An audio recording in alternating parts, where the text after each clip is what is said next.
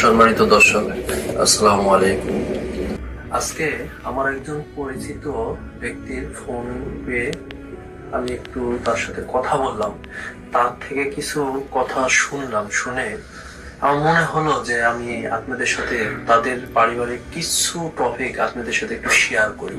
সেটা হচ্ছে, আমরা অনেক সময় অনেক জনে আমাদের ছেলে বা মেয়েদের বিয়ের ক্ষেত্রে আমরা যারা ছেলে পক্ষ তারা সব সময় মেয়ের বাড়ির মানে ঘরটাকে দেখি, ঘরটাকে প্রাধান্য দিই যে মেয়ের বাবার ঘর কেমন আছে। আর মেয়ের বাড়ির থেকে যদি কখনো ছেলের বাড়ির মানে কোনো কিছু জাস্টিফাই করি, তাহলে দেখি ছেলের গাড়ি আছে কিনা, ছেলের বাড়ি আছে কিনা।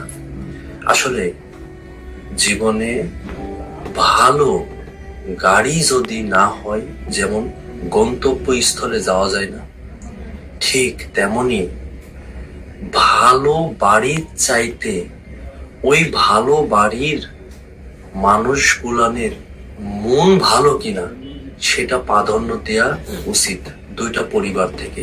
কারণ একটা পরিবারকে যখন আরেকটা পরিবার নিয়ে আসবে, এটা একদিনের জন্য না, এটা সারা জীবনের জন্য। তাই আমরা ভালো গাড়ি আর ভালো বাড়ি এটা প্রাধান্য না দিয়ে আমরা যেন মানুষের প্রাধান্য দিই, মন কেমন, মন মানসিকতা কেমন এবং মানবতাটা কতটুকু, সেটার উপরে প্রাধান্য যদি দেওয়া হয়, তাহলে নিশ্চয়ই একটা ভালো গাড়িতে উঠে যেমন গন্তব্যস্থলে যাওয়া যায়, তেমন ভালোভাবে পরিপাটিভাবে একটা পরিবারকে গোছানো যায়।